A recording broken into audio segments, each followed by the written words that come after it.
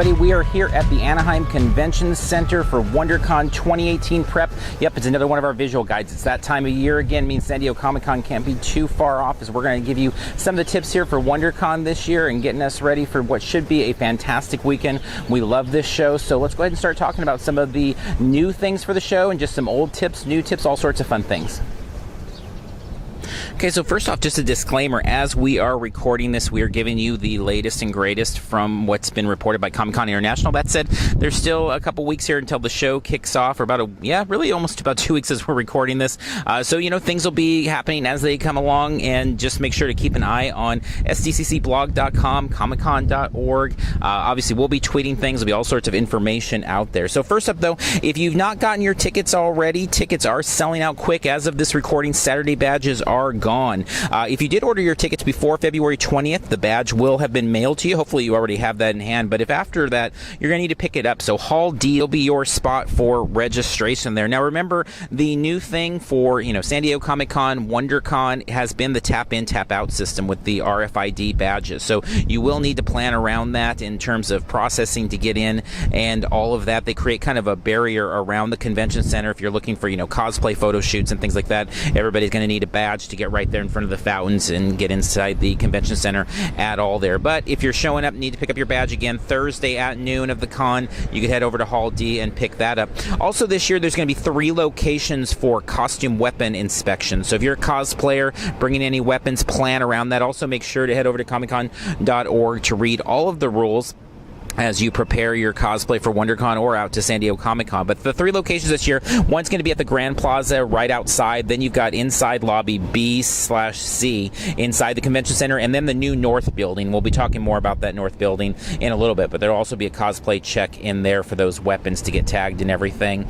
Also, a new thing this year, and a really big deal, lots of talk about this, is the new random selection process for signings. These big signings aren't going to have people lining up at 3 in the morning or whatever else, or around the clock if it extends to San Diego Comic-Con. But for WonderCon, they closed the session for signings on March 14th. So if you did not get that in, then you're just kind of out of luck on that this year, and something to definitely look out for next time around. But they said that they will be letting people know on or around March 19th. And so you'll get some sort of email letting you know what your notification is, if you got any signings, if you got multiple signings, what it is.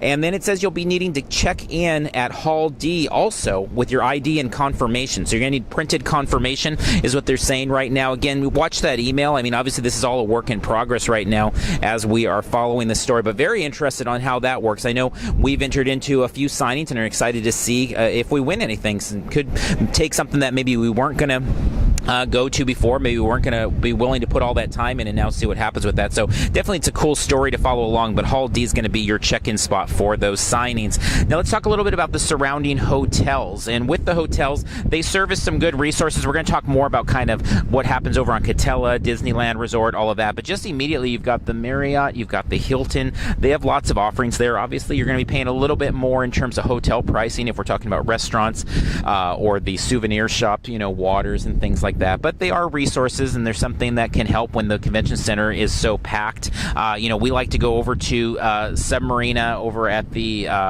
Hilton there. They've got a little food court. We've been able to make our way through there, not be too terrible. You can get a massive size sandwich, a bag of chips, and a drink. So we share it. It's $20. So I mean, it's not a great price for a sandwich, chips, and a drink. But getting out the convention center and the fact that we're able to split it, and that's our lunch at $20, not too terrible. But again, you'll have to tap in and tap out for that to go over there. Also, though, there's just there's restaurants like Infuse over at the Marriott, which is nice. There's some poolside seating there, bars. There's lots of charging locations. There's Starbucks in both of them, although definitely recommend staying away from those because they get so crazy. We'll talk about an alternative to that in a moment as well.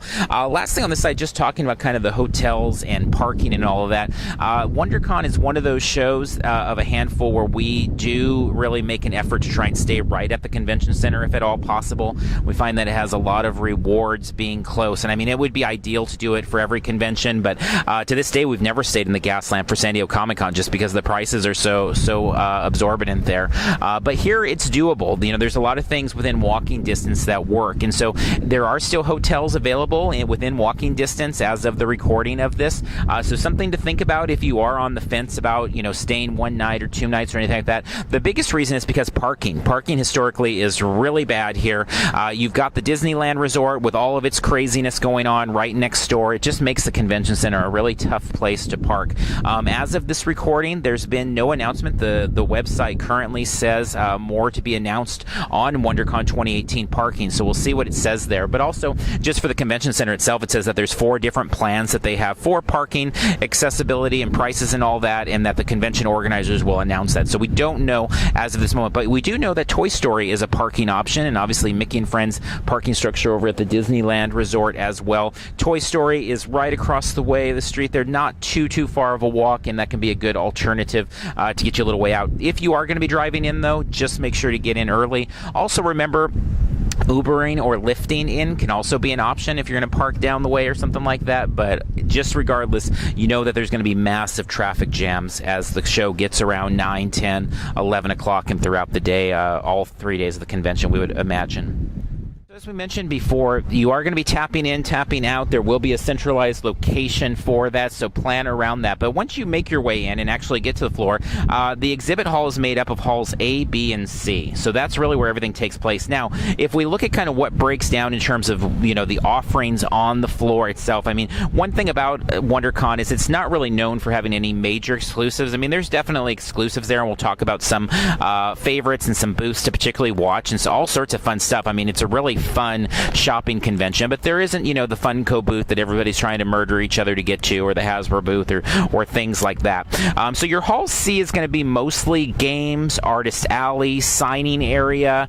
Definitely, as we look on both ends, it's kind of more a little bit more subdued sections of the convention versus what's in the middle there. So again, C, you've got games, artist alley, signing area, all that. Definitely check out the map and follow along with us there. Now, if we make our way to B, though, the center of the con, right if you're walking in, down Broadway there, you're going to have the DC booth, IDW, Skybound, Graffiti, EFX, Stylin' Online's not too far off to the side there. And that is where you've got, kind of your biggest business. Some of those bigger, more opulent booths with cool, little reveals of what statues are coming next or what toys are coming next. I know the DC booth is always one of our first stops, to see if some new Lego sets are on display or new statues or whatever else there. Also, booths like that, they're going to have signings throughout the weekend, and that's always fun to check out as well. Then Hall A, off to the side there, it's really focused in on the comics. You've got the gold and silver books, always fun to watch. Even if you're not a hardcore comic collector, if you are, you definitely know already what that's all about. But otherwise,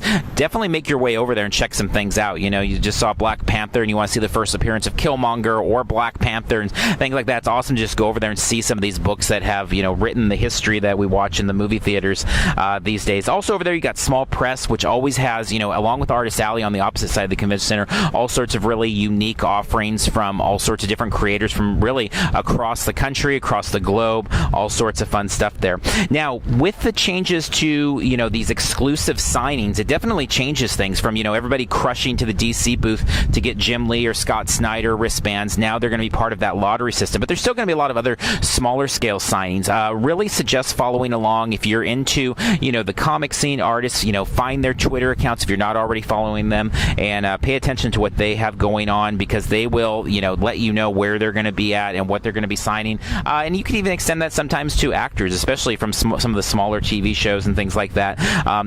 Always, those couple weeks before a convention is a great time to look at any of the celebs, quasi-celebs, any of that, and find their social media accounts so you can follow along with them and see what they have going on with them.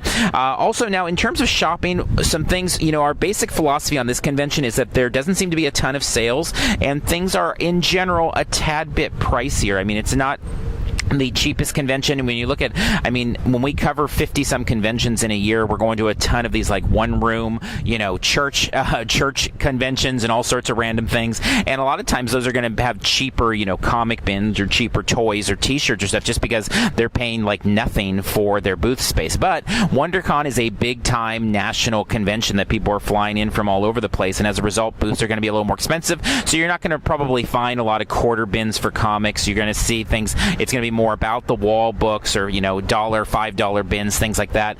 But, that said, as I said, there's such a diversity of the types of vendors there, and you see people from all over that we end up loving it. Even if we pay $1 or $2 more here or there, or $5 more in some cases, we're not going to go crazy, but there's a lot of great options there. There's also vendors there that have exclusives or just maybe aren't going to be at many other conventions outside of, they're going to be at an Emerald City or a C2E2. But in terms of Southern California, it might be either this or San Diego Comic-Con. So as you're looking at, vendors, exhibitors like Cryptozoic and NinjaBot and Toddlin and IDW, Graffiti, Toynami, Fat Rabbit, Flat Bonnie.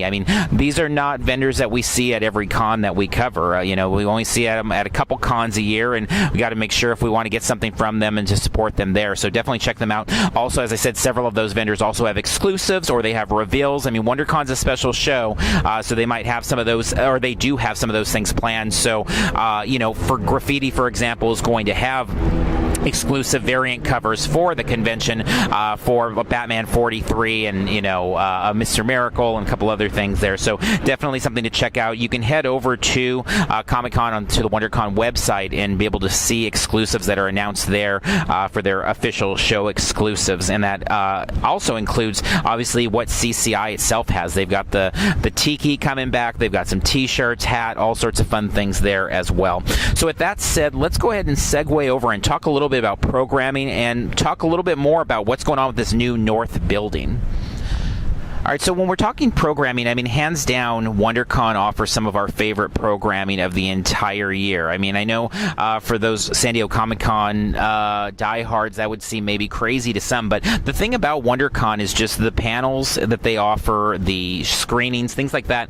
They usually are much easier to get into than they are at San Diego Comic-Con. So, for us, sometimes it's a choice of, well, we're not going to see this at San Diego Comic-Con, and here we actually can see it. So, yeah, it may not be the same as the Avengers Uniting on the Hall H stage, that's for sure, but there's still some really great things going on there. And so if we look at the arena's been an awesome place to see all sorts of fun things. We've seen just X-Men and Riverdale and Wonder Woman, and again, these are not as big time, so you're not going to usually have like full cast or things like that, but you've got some really cool things being shown there. And I know this year there's some stuff that's really caught our eye.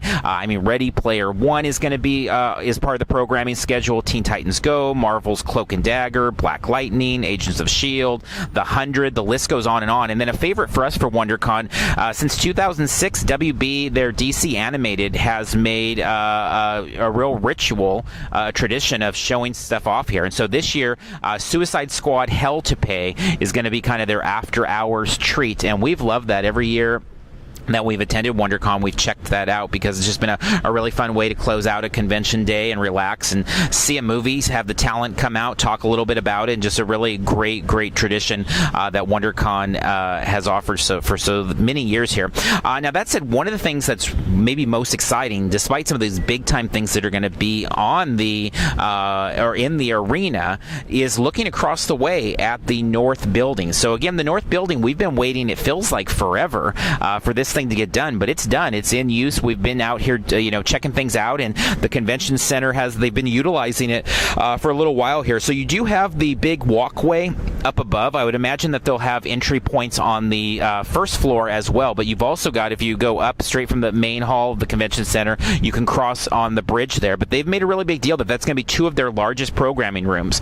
So outside of the arena, you can head over there and see all sorts of things related to animation, film, TV, gaming, all of that. Also, they're going to include in the North Building the virtual reality and augmented reality lounge. So excited to check out what that is all about.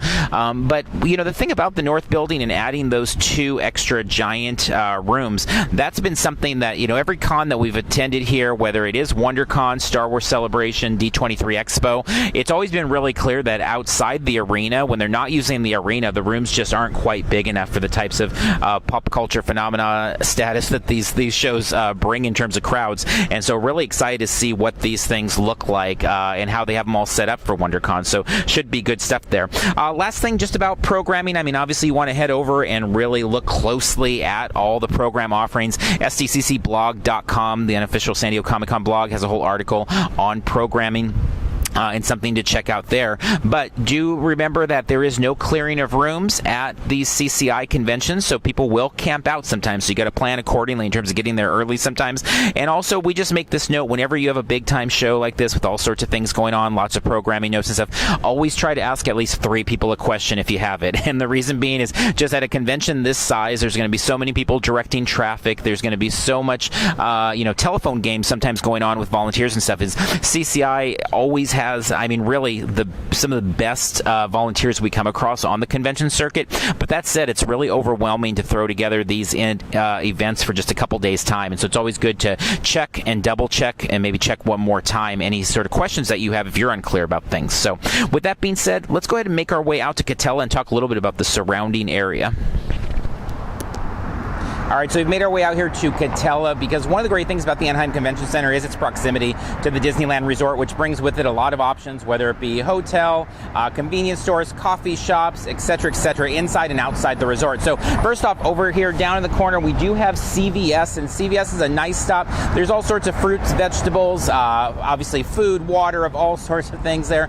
And obviously, it's going to be a little bit better priced if you're bringing things from home, but for those of you that aren't going to have that option, or you just want to break from the convention food, that can make for a really nice option over there. Across the way is also a Walgreens, so another option in terms of just a little bit cheaper than convention prices and usually a lot less busy than anything you're going to find in the convention center. Also over here, we've got the Coffee Bean, very nice alternative to Starbucks in the Marriott and the Hilton. I know some people, they've got to get their Starbucks fix, but those lines become a mile long. Not that this one's super short, but it's definitely in our what we've seen and what people report is too as we're covering the conventions out here, it's always a lot less than what it is going on over there at Starbucks, so another option. In regards to Disneyland itself, make sure to check out their app. Even if you're not planning to go in the park, you don't care about wait times and shows or any of that stuff, it's still a really great resource there to check out the restaurants. You can look at the menus for everything from the snack bars at the Grand Californian to full-on dinners at Steakhouse 55, ESPN Zone, etc. You'll be able to click to look at making reservations there online or being able to call them.